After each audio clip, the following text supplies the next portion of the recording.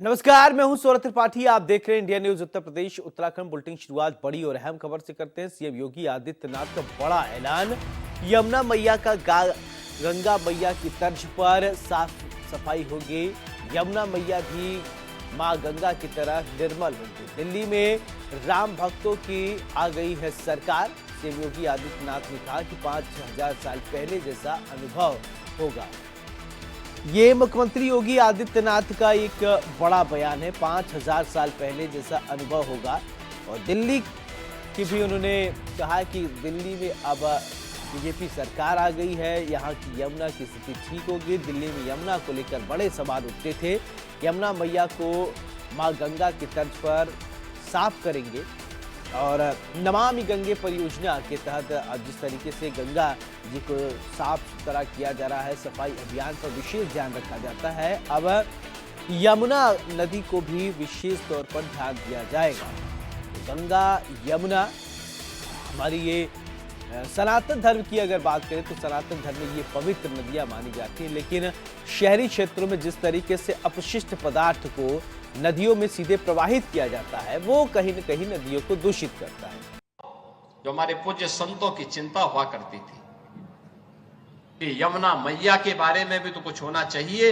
और बहनों और भाइयों, मैं आज आप सबसे कहने के लिए आया हूं, मैं आप सबसे कहने के लिए आया हूं कि यमुना मैया, अब तो दिल्ली में भी राम भक्तों की सरकार आ गई है आदरणीय प्रधानमंत्री जी के नेतृत्व में।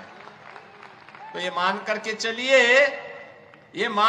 चलिए कि यमुना मैया भी अब मां गंगा की तर्ज पर अविरल और निर्मल होकर के फिर से 5000 वर्ष पुरानी स्मृतियों को, जब हमारे कृष्ण कन्हैया यमुना मैया की गोद में वहां पर अपने ग्वाल बालों के साथ जब वहां पर डुबकी लगाया करते थे, वह दृश्य फिर से हमें इस भूमि पर देखने को मिलेगा। और यह दिन बहुत दूर अब नहीं रहा। चलिए, अलग अलग जगह से मेरे सहयोगी, 4 सहयोगी जुड़ रहे हैं हमारे साथ। आगरा से मयंक त्यागी, लूनी से संतोष चौहान और मथुरा से वीर नारायण, नोएडा से महेंद्र भाई जुड़ गए। सबसे पहले महेंद्र, यमुना को भी मां गंगा की तर्ज पर साफ किया जाएगा। मुख्यमंत्री योगी आदित्यनाथ ने यह साफ कर दिया है। अपडेट कीजिए सबसे पहले।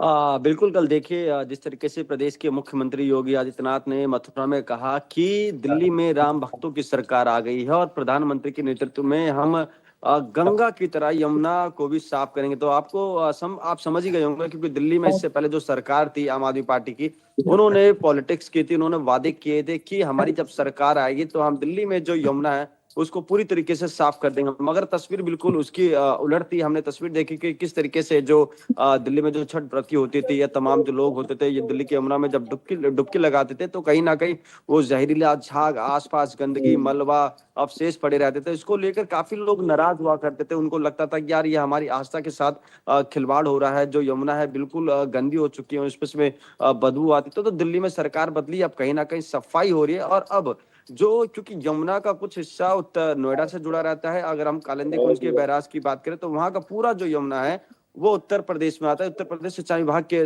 देखरेख में आता है। तो जिस तरीके से मुख्यमंत्री ने कल ये वादा किया है अपने संतों से, अपने समाज के, कि हम गंगा की तर्ज पर यमुना को भी साफ करेंगे, निर्मल बनाएंगे, तो कहीं ना कहीं अब वो एक सिलसिला जारी हो चुका है। इससे पहले भी हमने तस्वीर देखी थी किस तरीके से दिल्ली में जिस तरीके से युद्ध स्तर से यमुना की सफाई चल रही है, वैसे ही अब उत्तर प्रदेश सरकार यानी कि योगी की सरकार यमुना को साफ करेगी और इसमें एड़ी चोटी का जोड़ लगा देगी। क्योंकि आपको पता है जो यमुना है, बैराज है, वो फरीदाबाद आसपास जो भी केमिकल फैक्ट्री है या दिल्ली नोएडा से सटी जो भी फैक्ट्री है, अगर वो लोग उसमें डायरेक्ट एसटीपी वाटर का पानी डालते तो उन पर कार्रवाई की जाएगी, उनको नोटिस दिया जाएगा।